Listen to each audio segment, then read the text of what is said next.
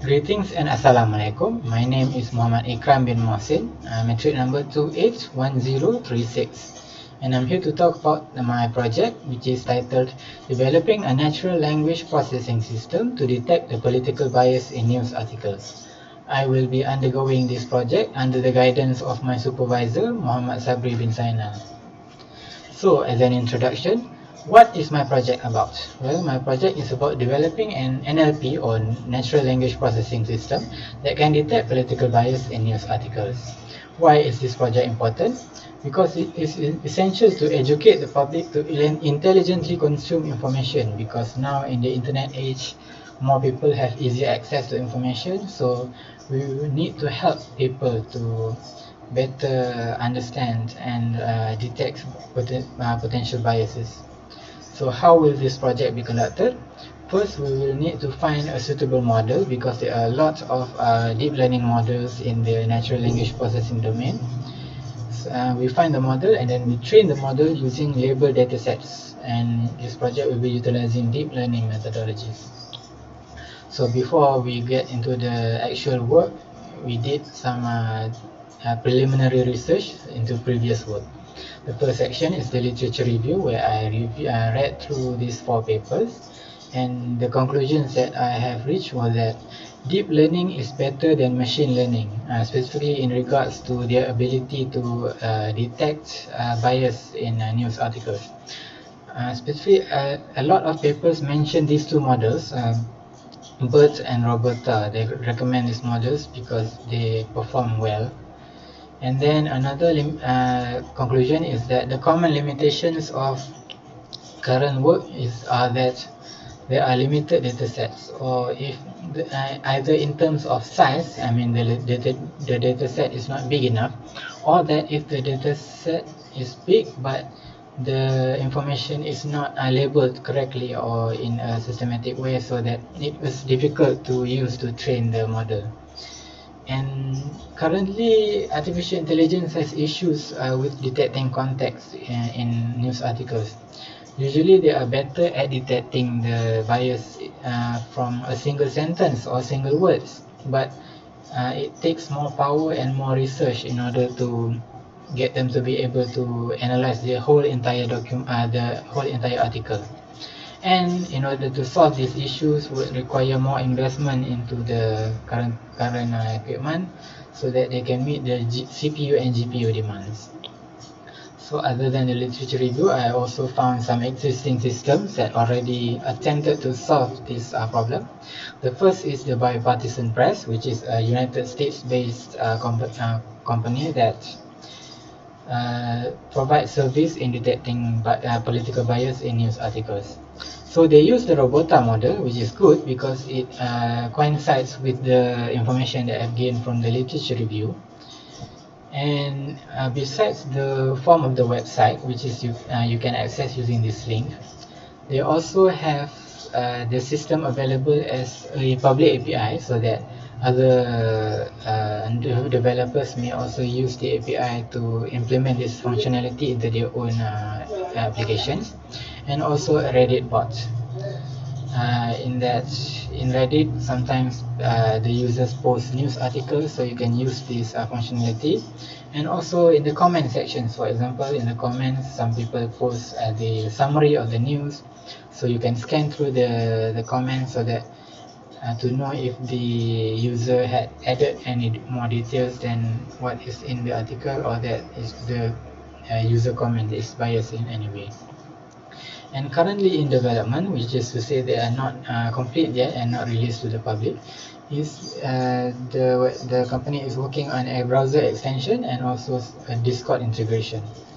The next resource that I found is Ground News, which is also a US-based business, offering the same service but in a different way, in that when you upload articles for evaluation, it categorizes articles by 2 fields, which is first the bias rating. The bias rating is a spectrum from left to right, so we have extreme left, leaning left, neutral, leaning right, and then extreme right, and so on. And also the factuality score, which is low factuality, medium factuality, or high factuality, to check if the article is accurate to the presented accurate information. Besides that, it also assigns labels to the articles to denote the ownership. For example, if they check if the author of the article is part of either an independent, the author is an independent, so they are not affiliated with any organizations, or if the author is from a media company or from the government. So it can check whether or not the author has any reason to be biased. So for the problem statement, spreading of fake news is an issue that needs to be addressed because it has myriad issues, both for society and the world at large. It can distort the perception of reality. This is known as a bubble, in which case, for example, if you are left-leaning in your beliefs, political beliefs, so you only consume news from left-leaning sources, so you disregard any other potential viewpoints, so you narrow your worldview. And lack of automated systems is inconvenient because the current system where we leave it up to either a very limited number of experts or even the public. So, and both those parties are human, and humans are biased by nature, sometimes unintentionally, and this is very worrying. So next, for the objectives. The main objective of this project is to develop a natural language processing based system that can accurately detect and classify the potential bias of news articles written in English. And to meet the main objective, there are some sub-objectives, which is number 1, to gather requirements for the system. This is done by consulting with the stakeholders. Number 2, to design the system according to the established requirements. Now, this means that we use the requirements to develop the major tasks and the major functionalities that the system should be able to accomplish. And then number 3, to evaluate the system according to the feedback given. Once we have developed the functions, we will consult with the stakeholders on how to package the functions and also if any improvements or fixes need to be done. Next, the project scope. This is what the project entails. So the general guidelines for the project are: number 1, collect dataset of English news articles from various sources, the more the better. Label the news articles according to biases. If the dataset is already labeled, then that's good, but if not, then we will have to take some time in order to label the article so that it can be used as input for the model. Number 3, develop an analytic system that can detect political biases. Is where we choose which model that we want to use. From my preliminary research, so a lot of papers seem to recommend the BERT or the Roberta model. So we can start with that, and then we can, if better alternatives arrive, we can pivot the system to accommodate that model. And then evaluate performance of the system with test articles. This is where once the model has been shown to at least be somewhat reliable, then we check its reliability by providing it with input with test articles so that we can check if the results are accurate with the earlier assumption. And then compare performance of the system with existing methods, where we will check with either the requirements or check with the existing systems that I've shown earlier, so that if we can solve any problems or present new solutions that have not been addressed by the existing methods. And then the significance of this project. Bias reporting has various harmful effects towards society, and this should be solved, and this is what we are trying to do. And manual detection is problematic and inefficient. So when the human method it's limited because humans are biased by themselves, and also it takes training and education in order to do this efficiently.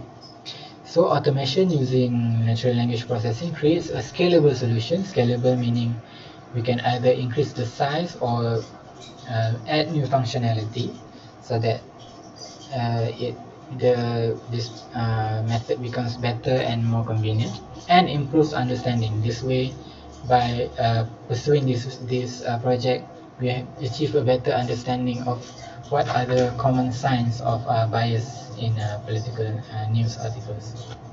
And then the project methodology. This project will be conducted using agile methodology. The specific steps taken are: number one, project initiation, where we consult with stakeholders and do initial research. Number two, planning and requirements gathering, where we will collaborate with the stakeholders to determine what are the main and sub functions of what the system should be able to do and what they want it to do. And then iterative development, where when we establish the requirements, so we have the major tasks, what the system should be able to do, so we break down the major tasks into short sprints so that development can happen fast and also with constant oversight by both the developer, myself, and the stakeholders. And then continuous testing and quality assurance. There are two ways to do this. The manual method, where we test it with test input, test articles, and look at how consistent the results are, and also the automatic testing, where we develop algorithms to test various facets of the system to check for any irregularities. Number five, review and feedback. So we will consult with the stakeholders about their comments on completed features, either they have any issues that need to be addressed or features to be added. And then finally, the retrospective and continuous improvement. When we launch the system, so we will hold meetings to discuss the overall performance and ask the stakeholders for any potential improvements to be made. And this is the project schedule. I developed this project schedule based on the steps outlined in the agile methodology section, and I have also assigned each phase with its own deliverable. So, for example, the project initiation task has the proposal as a key deliverable, and then the planning and requirements gathering phase has the project design specification document as a deliverable, and then the iterative development phase, where we try to develop the key functions of the system, and also will result in the development of the low fidelity prototype. And then the continuous testing and QA, quality assurance. This is where the system development actually takes place, so should be a long process, lots of trial and error, and communication between the developer and stakeholders. And then the review and feedback stage.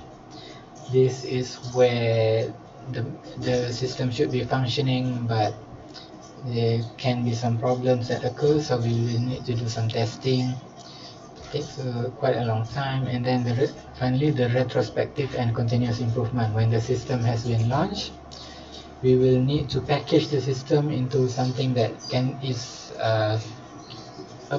that appeals to users and is accessible, user experience, user interface, and so on. And this is where we will come up with the high fidelity prototype. So that's all from me. Thank you for your time.